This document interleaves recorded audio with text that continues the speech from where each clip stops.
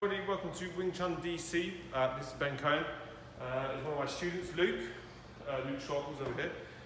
So what we're going to do today, this is a drill that you can use to counter the 1-2-3 combination in boxing, right? So a lot of what we've been focusing on in class recently is learning how to defend against boxing, right? And close distance, okay? So a lot of that means adopting a lot of the things that boxers do. The stance, right? You blading the body, keeping the hands high when you're on the outside, and then switching to Wing Chun when you get in. And we'll go a little bit into detail with that. So we're just going to do a live drill now, right? So Luke has some boxing experience, right? You have boxing and kickboxing experience. You fought in kickboxing as well. So Luke does know what he's doing. He's going to be throwing just a 1-2-3. And I'm going to be working on timing the shots, blocking it. Not trying to look too flashy when I'm blocking it, so minimal head movement, right? Just staying straight up, right? And using my hands to block stuff like a shield, right? To ensure that, minimal amount of athleticism that I need to use to defend myself adequately. Okay. All right. So let's go. Right?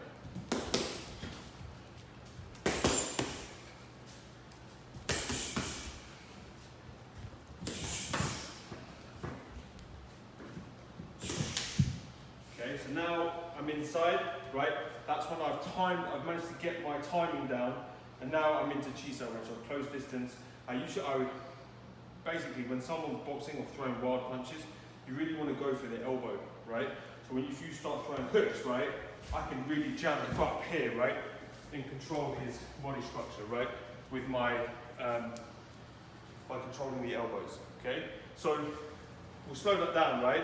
What I'm doing here, I'm blocking on the outside like this, boom, right? I'm using a shield like this.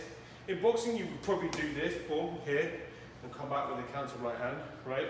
Something like that. But on the street, it's not necessarily, I wouldn't necessarily advise that. I would advise trying to maintain your posture at all costs, right? And taking shots on the arms if you can, and you keep your chin down, like this, cover the temple here, back. Don't take too many, you don't want to take many of these shots, of course, right? But you want to maintain your width, keep your width about you, so I'm keeping facing him, right, like that. Once you get that timing down here, so I know what he's throwing, right, I can then start to jam it up, right? There, all right?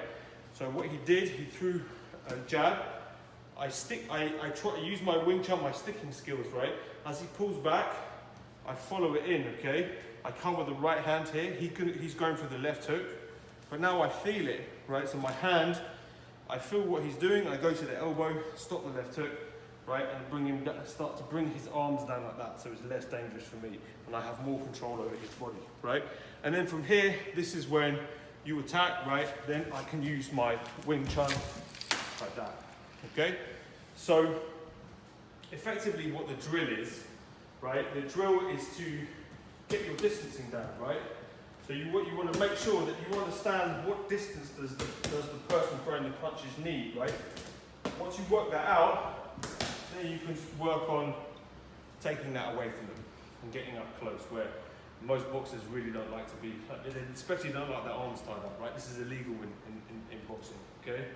But obviously not for in a street situation. Right, so then once you're in here, then you can control them, right? Then you can use your Wing Chun down the middle, okay?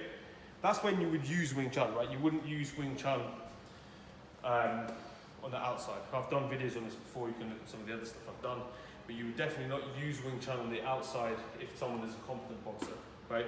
Because it's a quick fire way, right, to get, if I try to shoot with the shots, right, he could be really quick, and I'm going to end up trying to time him too fast, too much, right? This is why loads of Wing Chun people get beat up in boxing against boxers and against MMA people.